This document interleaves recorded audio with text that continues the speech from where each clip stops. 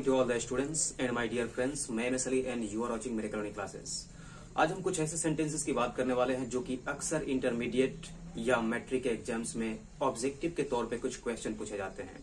वो वैसे क्वेश्चन है जो कि अक्सर हर ईयर में पूछे जाते हैं और मैंने आपसे वादा भी किया था कि मैं वैसे क्वेश्चंस लेकर के आऊंगा जो कि हर ईयर अक्सर पूछे जाते हैं, यानी जनरली वो पूछे ही जाते हैं और ये आपके बहुत ही काम आने वाले हैं। सो आपसे मेरी रिक्वेस्ट होगी कि आप अगर इंटरमीडिएट के छात्र हो या मैट्रिक के हो या फिर किसी भी एग्जाम की तैयारी कर रहे हो तो आप इस वीडियो को जरूर देखना। लेकिन खासकर अगर आप मैट्रिक के हो या इंटरमीडिएट सेकंड ईयर 2 के हो तो फिर कोई दिक्कत नहीं है।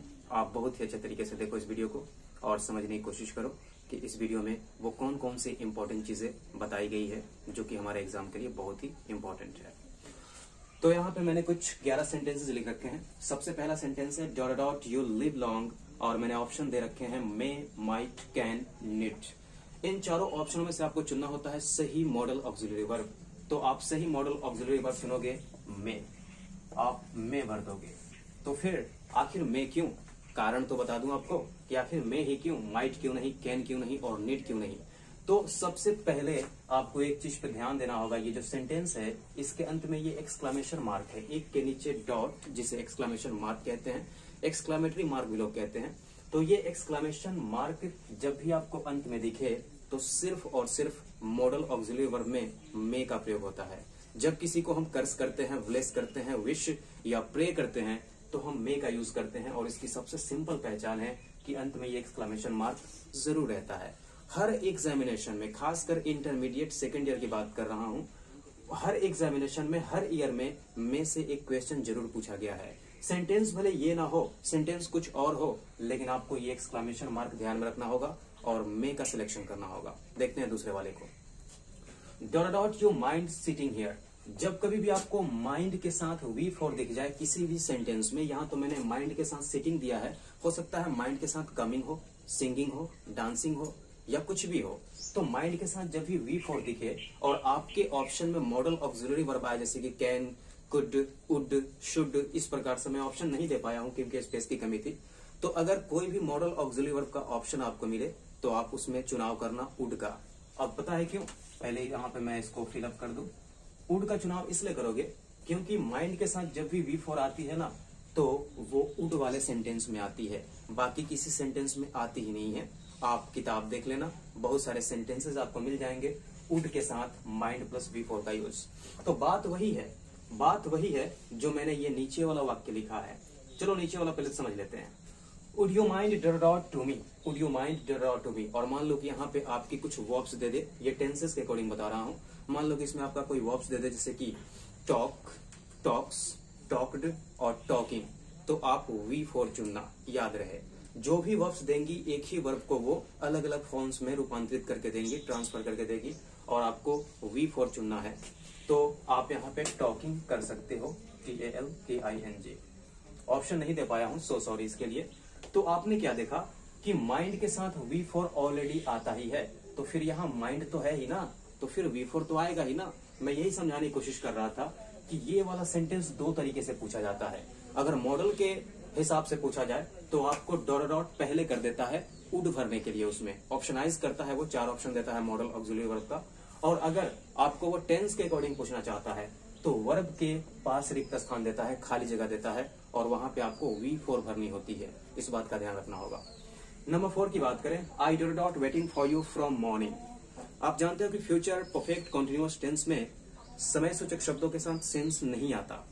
जिनके साथ भी हमने पास्ट में और प्रेजेंट में सिंस किया हुआ था उनके साथ फ्रॉम आता है।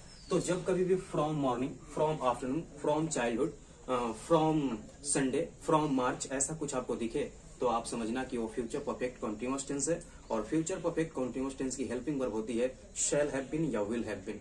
अगर आपका सब्जेक्ट आई या वी हो तो शैल हैव बीन करते हो, अगर बाकी कुछ दूसरा हो तो आप विल हैव बीन करते हो। तो जरा सेंटेंस देखते हैं। I dot dot waiting for you from morning. तो यहाँ आई के साथ जाहिर सी बात है कि शैल हैव बीन ही आना चाहिए, तो आपको ऑप्शन में वो कर देगा shall have been, would have been, can have been, should have been, ऐसे आपको अलग अलग ऑप्शन कर देगा। लेकिन आपको दो ही बातें याद रखनी है ना, विल हैव बीन और शैल हैव बीन। अगर आई भी है तो शैल हैव बीन, बाकी कोई दूसरा है तो विल हैव बीन। तो यहाँ आई है जिसके अकॉर्डिंग शैल हैव बीन हम कर सकते हैं। लेकिन एक चीज का और ध्यान रखना होगा कि मॉडर्न इंग्लिश में क्या हो रहा है ना कि आजकल शैल का यूज लुप्त कर दिया गया है, आजकल उतना नहीं हो पा रहा है। तो अगर शैल हैव बीन का ऑप्शन ना हो और विल हैव बीन का हो तो आप विल हैव बीन को ही मतलब मार्क करना। नेक्स्ट को देखते हैं। She dot dot me a letter 2 years ago। 2 साल पहले उसने मुझे एक पत्र लिखा था, उसने मुझे एक खत लिखा था। तो यहाँ पर 2 years ago, 5 years ago, 10 years ago, 10 minutes ago, 30 seconds ago, अगो के साथ जो भी समय रहता है ना वो एकदम पास्ट इंडेफिनिट टेंस में ही आता है। तो आपको पास्ट इंडेफिनिट टेंस का सिलेक्शन करना होगा और तब ऐसे में आपको सेंटेंस कुछ इस प्रकार देगा, she dot me a letter. यहाँ पे आपको रिक्त स्थान देता है और यहाँ पे एक ही वर्ब को अलग अलग फॉर्म्स में बांट देता है वो। जैसे कि मान के चलो यहाँ पर राइट को अलग अलग फॉर्म में बांट करके देगा ऑप्शन आपको, राइट, रोट, रिटन, राइटिंग। तो आपको याद रखना है पास्ट इंडेफिनिट टेंस में अगो वाले समय आते हैं AGO। तो फिर सेकंड फॉर्म राइट का क्या होता है, रोट होता है, और पास्ट इंडेफिनिट में सेकंड फॉर्म का ही तो यूज होता है।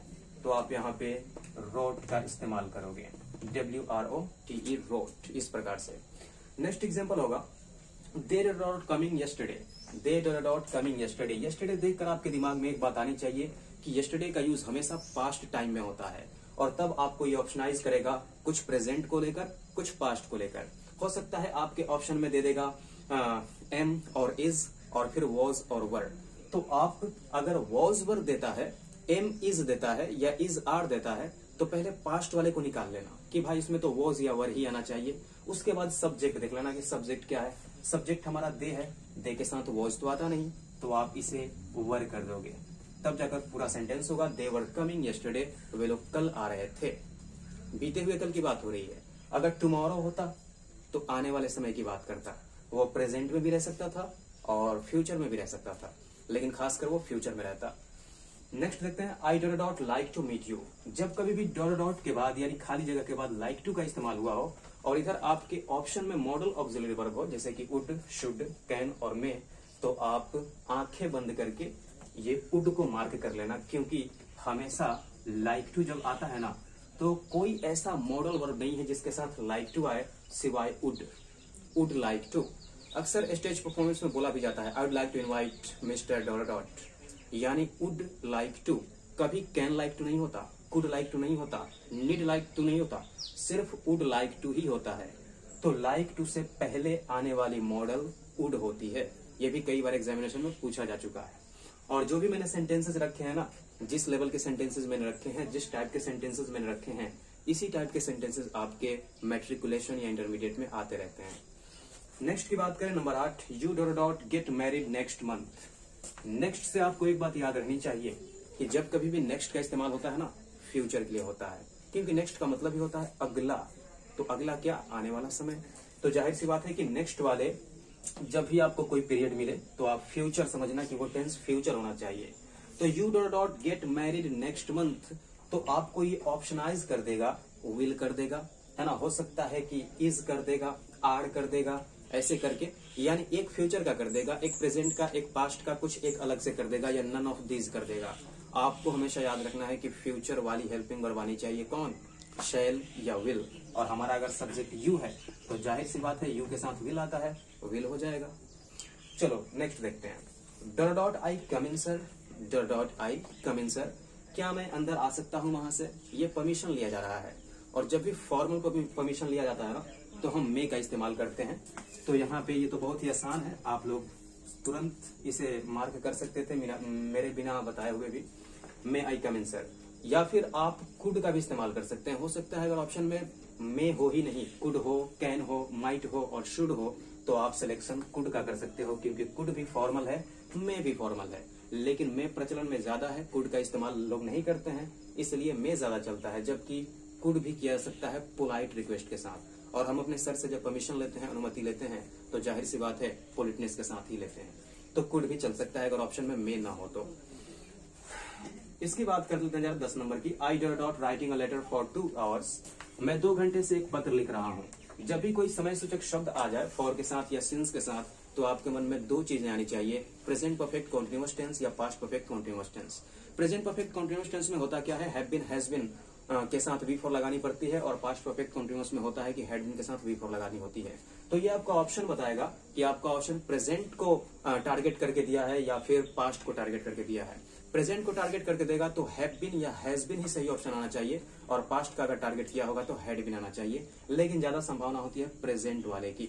तो आपका ऑप्शन यहाँ पे कर सकता है हैव, है ना। तो हैव के साथ तो डायरेक्ट वी फॉर नहीं आ सकता, हैव बीन तो बिल्कुल सही हो जाएगा, या फिर हो सकता है आपका कर दे एम, तो एम तो समय सूचक शब्दों वाले वाक्यों में एम इज आर तो आता नहीं है। तो इस प्रकार से आप समझ सकते हो कि हैव बीन या हैज बीन में से ही कोई आना चाहिए। अगर हमारा सब्जेक्ट ही शी इट होता तो हम हैज बीन का सिलेक्शन करते हैं, यानी हैज बीन का चुनाव करते हैं।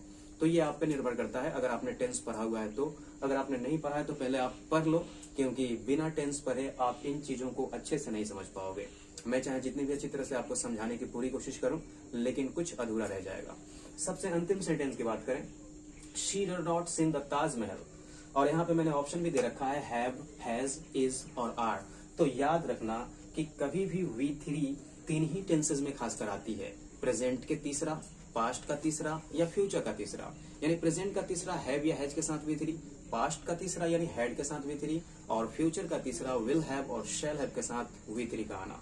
तो जाहिर सी बात है यहाँ पे कि she does not seen the Taj Mahal, future को आप पहले हटा लो, आप दो चीजें रखो, पास्ट रखो और प्रेजेंट रखो। जिनमें से कंपैरिजन करोगे तो प्रेजेंट की जीत हो जाएगी, क्योंकि ज्यादातर सेंटेंसेस प्रेजेंट में ही पूछे जाते हैं कि मैं ताजमहल देख चुका हूं या मैंने ताजमहल देखा है। तो इस प्रकार से अगर आपका ऑप्शन यहाँ पे इज कर दे तो गलत होगा, क्योंकि इज के साथ V3 ऐसे नहीं आती, पैसिव में आती है। आर कर दे तो शी के साथ आर तो ऐसे भी नहीं लगता है, तो फिर ये भी गलत। अगर हैव कर दे तो भी गलत, भले टेंस तो ठीक मिल रहा है, प्रेजेंट परफेक्ट टेंस में हैव आता है, लेकिन शी के साथ तो हैव नहीं लगता ना, हैज लगता है।